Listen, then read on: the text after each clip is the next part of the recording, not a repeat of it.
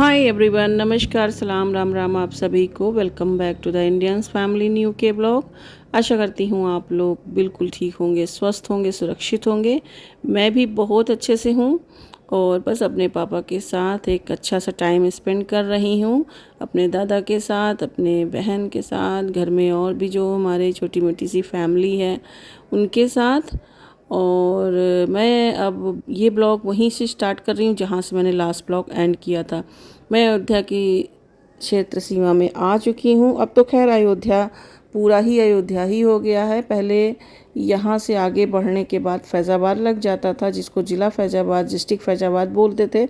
अब ये जो है अयोध्या पूरा ही हो गया है, फैज़ाबाद नाम बदल दिया गया है। तो अब इसको फैज़ाबाद नहीं, पूरी अयोध्या, डिस्ट्रिक्ट भी अयोध्या हो गई है और कोतवाली भी अयोध्या है। और जगह जगह पे जैसे रामायण के जितने भी चौपाइयाँ हैं उस चौपाइयों को लिखकर और सारे पिक्चर्स बनाए हुए हैं रामायण के, कि यहाँ से ये देखिए ऐसे वॉल पे बने हुए हैं पेंटिंग के साथ। जटायु वध, राम मिलन, राम और भरत मिलन, अयोध्या कांड, उत्तरकांड, लंका कांड, सुंदर कांड, अयोध्या के सातों कांड, मतलब जो भी रामायण के सातों कांड का जितना वर्णन है वो सब इस तरीके से अलग अलग वॉल पे पूरे बने हुए हैं। आई थिंक ये परिक्रमा मार्ग है और ये पूरा रामपथ के नाम से अब हो गया है। तो आई थिंक ये पूरा रामपथ ही बोला जाता है। और जैसे जैसे मैं अंदर जाती जा रही हूँ सब कुछ बदला बदला सा दिख रहा है। अब ये पहले वाली अयोध्या नहीं रही है। तो इस वजह से मुझे समझ में ही नहीं आ रहा था कि कौन सी चीज़ पहले कहाँ थी और अब कहाँ है। तो बहुत कुछ डेवलप हुआ है इसमें। थोड़ी बहुत लोगों को शिकायत भी हुई हैं, आई नो।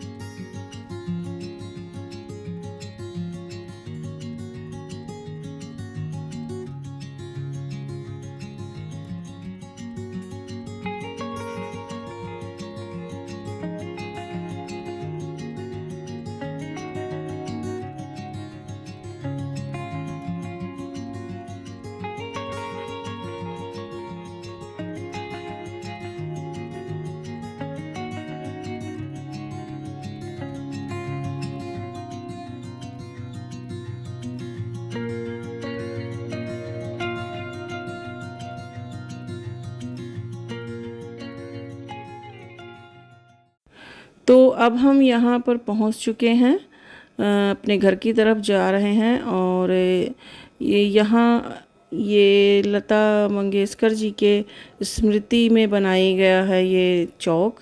तो इसको लता मंगेशकर चौक बोलते हैं। आई थिंक ये नया बना है अभी हमारे लास्ट ट्रिप के बाद। तो इसीलिए इसको लता मंगेशकर चौक, चौराहा, जो भी बोल लें आप, जिस नाम से भी जानते हों। तो बस यहीं से हम लेफ़्ट टर्न होंगे, अपने घर की तरफ जाएंगे।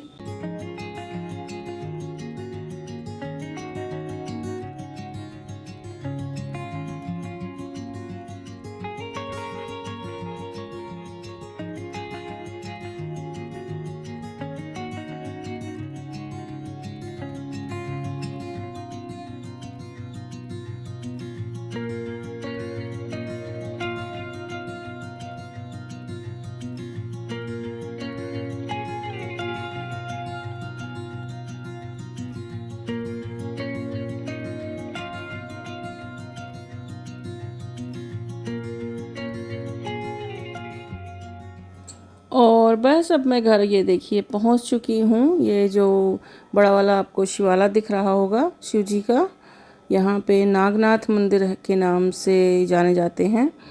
तो यहीं इसी के पीछे में हमारा घर है जो बड़ा वाला है। उसके बाद फिर पूजा पाठ शुरू हो गया। फिर मोबाइल मैंने ऑफ़ कर दिया। जैसे होता नहीं है, बच्चे घर पे आते हैं तो उनका पूजा पाठ होता है, जो भी घर का रीति रिवाज होता है उस हिसाब से नज़र वगैरह उतारी जाती है, वही सब हुआ। उसके बाद अब मैं आपसे नेक्स्ट डे मिल रही हूँ, क्योंकि उस दिन तो बस बातचीत पापा से हुई, दादा से हुई, सबसे मिला जुला और सो गई। फिर नेक्स्ट डे था लास्ट ज्येष्ठ का मंगलवार। जो बड़ा मंगल होता है वो लास्ट था उस दिन।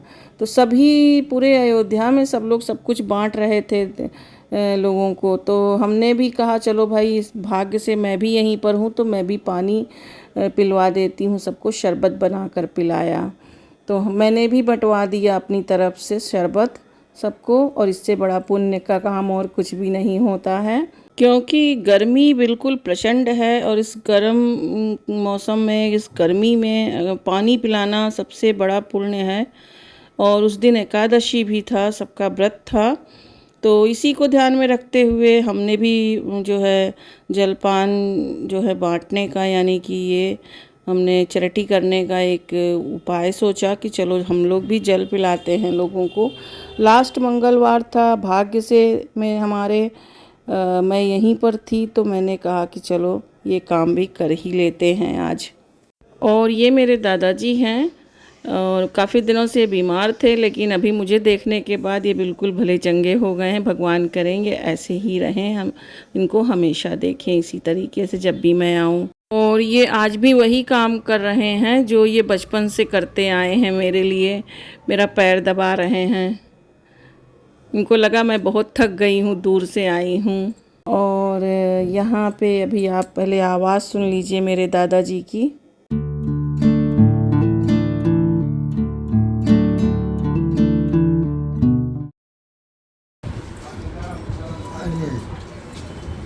पैर खराब मिले मिले न मिले हमें, हमारे कौन ठीक है जा वाली।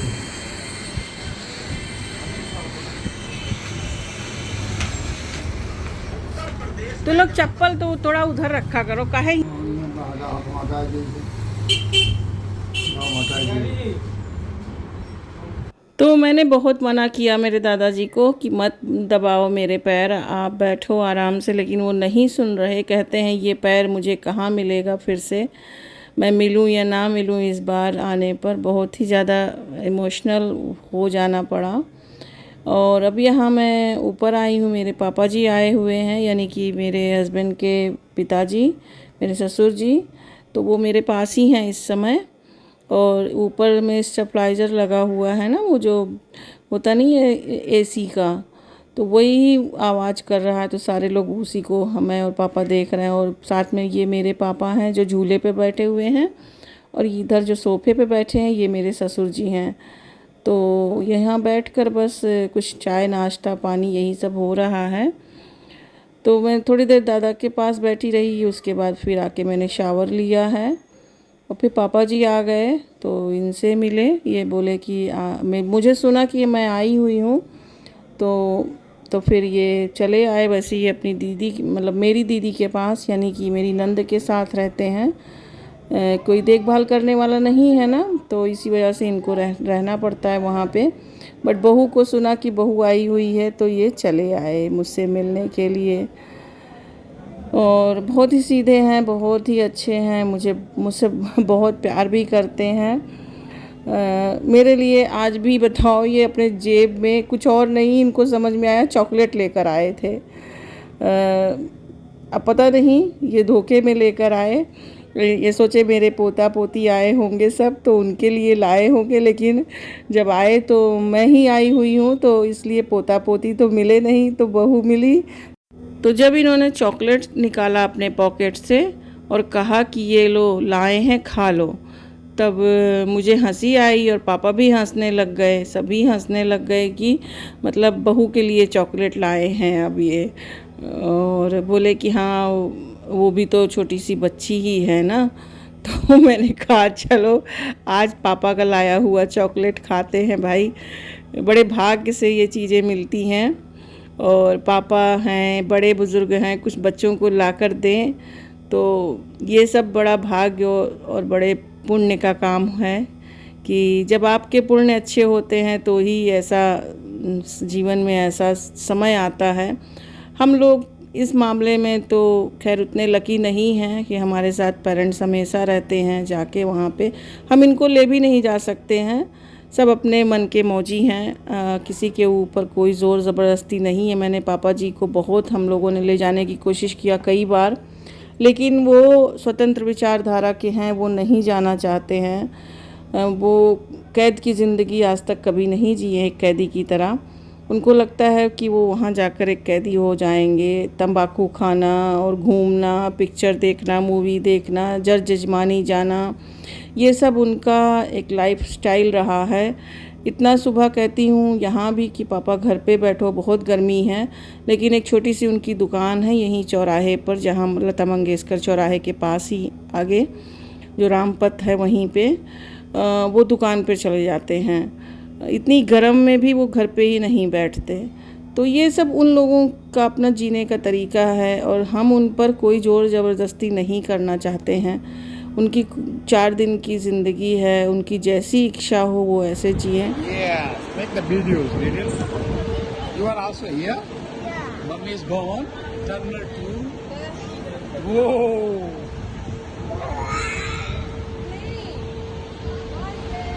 Doing? Come on, Gaga. Just like Mommy said. What? Yeah. What are you doing? Let's go home. Leave it. Chop chop. Again? Yeah. Do it. Daddy, he's like me. I was chopping and you took a video. Good morning. Say good morning. Say good morning, Mama. Say it. You say it. Okay. You say it. Good morning. You say it. Good morning. Say it, Mummy. Mummy. Gonna be come back soon. Oh.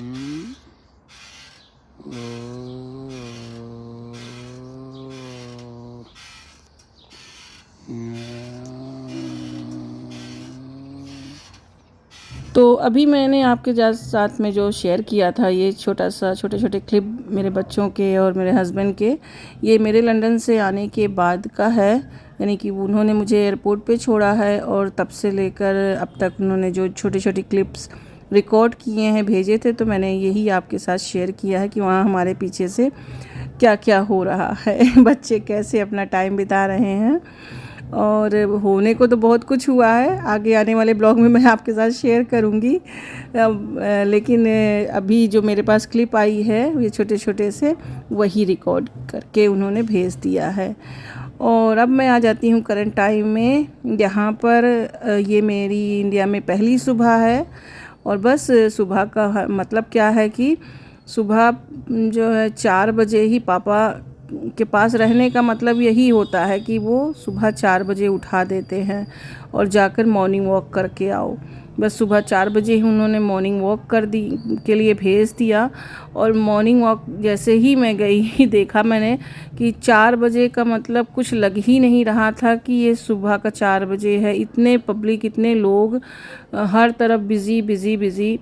तो हमने कहा कि ये तो लग रहा है जैसे सुबह के 7-8 बज रहे हों, इतने लोग अभी से ही शुरू हैं, तो आगे पूरा दिन मतलब ऐसे ही तो भरा रहेगा। तो मैं मेरी बहन चले गए घूमने के लिए, मॉर्निंग वॉक के लिए ऐसे। और वॉक करते करते हम लोग पहुंच गए हैं सरयू नदी पे।